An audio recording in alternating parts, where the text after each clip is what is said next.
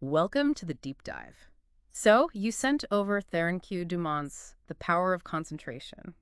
And honestly, my first thought was, oh boy, here we go again. Just focus harder, right? Uh-huh. Yeah, like it's that easy. Exactly. Especially when I can't even remember why I walked into the kitchen half the time. But diving into this one, it's early 20th century, founded on Project Gutenberg, felt very academic. Very scholarly. Totally. But it actually had some, surprisingly useful stuff. It's not just about ignoring your phone, is it? Dumont frames it as this, fundamental skill for, well, everything. Absolutely. It's easy to kind of write off these older books and think, what did they have to concentrate on? No TikTok back then. Right. Maybe a rogue squirrel was the biggest distraction. Probably. Right. But the core ideas Yeah. about directing your mental energy, that stuff's timeless. Think of it like a mental tune-up guide that somehow survived the digital age. Okay, I like that. A mental tune-up. And for you, our listener, you want to get the good stuff without getting bogged down, right? Yeah, exactly. So we've pulled out what we think are the three biggest, most actionable insights from Dumont. No dusty lectures, promise. Just some aha moments, maybe. And hopefully a few laughs. Because honestly, if I can learn to concentrate better, maybe I'll finally find my keys on the first try. That would be a win. A huge win. But okay, before we really dig in, let's set the scene with a quote from the man himself, Dumont. Oh, yeah. What's he say? He says, it is of the utmost value to learn how to concentrate. Okay, straightforward then. Nice. To make the greatest success of anything, you must be able to concentrate your entire thought upon the idea you are working on. Wow. Pretty direct. No beating around the bush there. Not at all. And that really, that's the foundation for what we're unpacking today, isn't it? This idea that focused thought is the bedrock for getting stuff done, but also, mastering yourself. Exactly. And that leads us straight into our first big insight from Dumont. Concentration as the master key. The key to self-mastery and, well, getting what you want. Achievement. A master key, huh? Yeah. He's not just talking about, reading a chapter without checking your email. Although that'd be nice. That would be a superpower, frankly. Right. He argues, especially in Lesson 2, it's called the self-mastery, self-direction power of concentration, that it's really about directing your will, your thoughts, intentionally. And he reckons hardly anyone does it properly. That rings so true. My brain often feels like a browser with way too many tabs open. Just chaos. Totally. So does Dumont give any clues about why we're all so scattered mentally? He does, yeah, back in Lesson 2. He mentions a few things. One is deficiency of motor centers, which sounds a bit vintage. A little bit, yeah. What's that mean? You can maybe link it to our modern fidgeting, constant need for stimulation. He also talks about having an impulsive and emotional mind. But here's the hopeful bit. He says a major cause is just an untrained mind. Untrained, like a puppy. Kind of. And the good news is that's the part we can fix. He says it's correctable through, systematic practice, like building any muscle. Okay, relief. So my zoning out in meetings isn't necessarily a terminal condition. My focus muscle just needs the gym. That's exactly his point. He really stresses that concentration is tied to controlling our thoughts, our wishes, our plans. I mean, if your mind's always jumping around. Yeah, how can you stick with anything? Right. He says concentration lets your will, your intention, and your intellect, your thinking bit, actually work together harmoniously. Like getting your phone to finally sync with your laptop. Everything just clicks. Perfect analogy. And he even suggests that this focused mental energy can create a stronger, personal influence. It's about the energy you project when you're mentally clear and directed. Ooh, like a Jedi mind trick, but for productivity. Sign me up. I need a force field against distracting thoughts. Maybe not quite Jedi level, but yeah, something like that. He touches on it in Lesson 1, Concentration Finds a Way. He talks about our two natures. Two nature. Yeah, one that wants to move forward, achieve things, and one that, holds us back. Taoist procrastination, that kind of stuff. Definitely know that second one. It visits often. Don't we all? He argues that whichever nature you consistently focus on, well, that's the one that shapes your path. So if you're always dwelling on the negative... You kind of steer yourself that way. Oh, great. So my 3 a.m. what-if sessions are actually counterproductive. Shocking. Pretty much. But the flip side is empowering, right? We get to choose where we put that focus. Lesson 1 also talks about how concentrated thought can create opportunity. Okay. How? Well, by being focused, you're more likely to spot chances. Though he adds this pragmatic little note that one man's opportunity is usually another man's loss. So not entirely sunshine and roses. A bit of realism there. Okay. Yeah. But basically, a focused mind sees the doors a scattered mind misses. You got it. And he's really encouraging in Lesson 1. He says something like, every man that is willing to put forth the necessary effort can be a success. That's pretty helpful. It is, and it connects right back to you, the listener, wanting to reach your goals efficiently. It's saying the power's there if you're willing to, do the work of focusing. Okay, feeling slightly more in control of my runaway thoughts now. So we get the why. How do we actually do it? Did Dumont leave us like a manual, practical tips? He absolutely did, and that's our second big insight, the actual practical techniques for building concentration. He's got a whole lesson on it, Lesson 14, Art of Concentrating with Practical Exercise. Practical exercises. Okay, I'm picturing mental jumping jacks.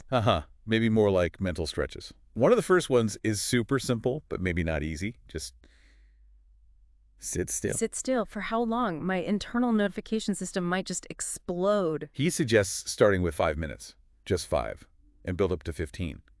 The key is to be relaxed, though, not tense. You're training your body to be quiet, to help your mind quiet down. 5 minutes. Okay, I might survive 5 minutes. What else is in the mental gym? Well, there's one where you hold a glass of water, steady. You focus on keeping it perfectly still. Why the water? It's a visual connection. Physical steadiness reflects and maybe helps create mental steadiness. If the water's calm, maybe your mind can be too. Okay. I get it. Though knowing me, the concentration challenge would be not spilling it. Valid point. Another exercise is about watching your own movements. Cutting out restless fidgeting, tapping, that kind of thing. Oh, dear. I think my leg bouncing alone could power a small generator. He actually uses an analogy in Lesson 2 about that. Like an engine with open valves wasting steam, every fidget is like leaking mental energy. Okay, noted. Must stop leaking energy via leg bouncing. What else? Breathing. There's always breathing, right? Yep, definitely breathing. He emphasizes slow, deep, long exhales to steady the mind. That's in Lesson 2 as well. And then Lesson 14 has exercises for, like, sharpening your senses. How so? Like concentrating really hard on the smell of a flower, trying to make that sense more intense just through focus, directing your attention fully to one thing. Aromatic attention training. I like it. Sounds nicer than just sitting still. Yeah. He even describes an Eastern way of concentrating breathing technique with a specific pattern. And this slightly unusual one, the water method for getting to sleep. Wait, water again. What do you do? You basically focus all your attention on a glass of water beside your bed and tell yourself you're getting calm and sleepy, using focused thought to influence your body. Okay, that sounds a bit out there, like trying to hypnotize myself with hydration. I might stick to counting sheep, but points for creativity. Right. But the main takeaway is he gives you a whole toolkit. Maybe some seem old-fashioned, but they're all about actively building the skill. Yeah. Consistent, mindful effort. Mental workouts, got it. Not just wishful thinking. Okay, so we know why it's important, and we have some how-tos. What about the ripple effect? How does this concentration stuff impact the bigger picture? Our lives, success, all that. Great question. And that's our third major insight. The broader impact of concentration, how it influences pretty much everything. Dumont really digs into this in Lesson 4. Concentration, the silent force that produces results in all business. Silent force sounds mysterious, like a mind ninja. Kinda. He argues this focused mental energy works sort of behind the scenes, making things happen. He tells this really dramatic story in that lesson. Oh, yeah. Lay it on me.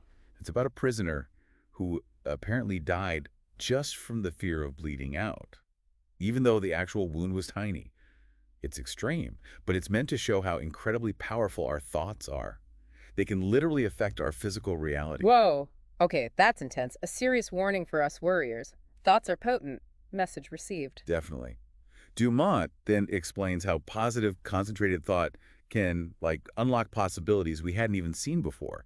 It builds confidence, both in ourselves and how others see us. Makes sense. If you seem focused and confident, people respond differently. Exactly. And he talks about directing our thoughts into proper channels. Basically, focusing on what you want helps attract positive things, instead of just struggling randomly. You tend to get what you focus on. Stop focusing on the overflowing inbox and focus on completing one task really well. That's the idea. Be intentional with that mental spotlight. He even talks about wealth in Lesson 12. Concentrate on wealth. The money chapter. Always popular. Right. He argues poverty isn't, destiny. And that wealth, if you get it ethically, can be a good thing. But interestingly, he says wealth often follows achievement that comes from focus, not just working hard without direction. So it's not just about being busy, it's about being effectively focused. Strategic thinking. Precisely. Yeah. And then there's lesson 17, ideals developed by concentration. This is about how our mental images, our ideals of what we want or who we want to be, actually shape our reality. So visualization. Kind of, yeah.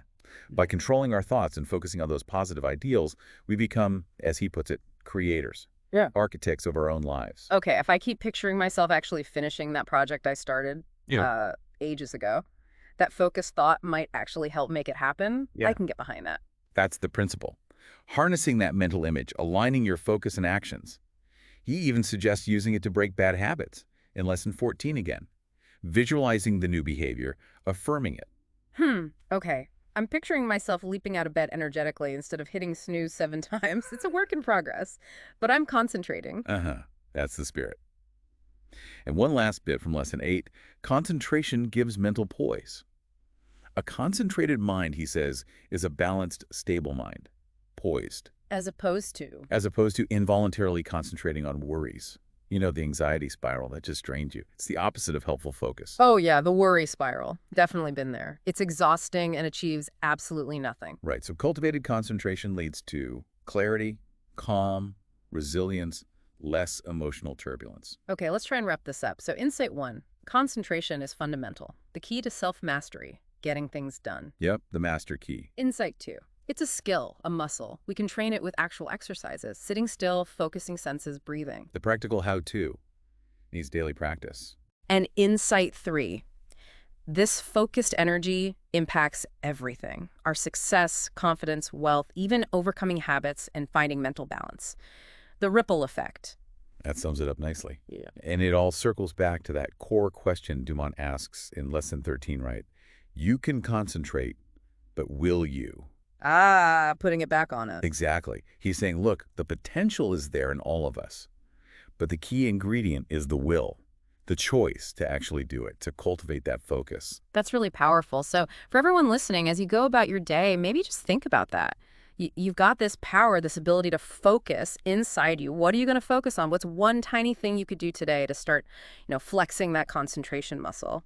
A great question to sit with. And Dumont's work, even though it's a century old, it really reminds us we have more control than we think over our inner world, and through that, our outer world too. It's a journey mastering this stuff, but even small steps add up. Totally. Maybe just start with 1 minute of sitting still or really, really taste your next coffee. Whatever it is, just remember each bit of conscious focus is like a deposit in your potential bank. Well put.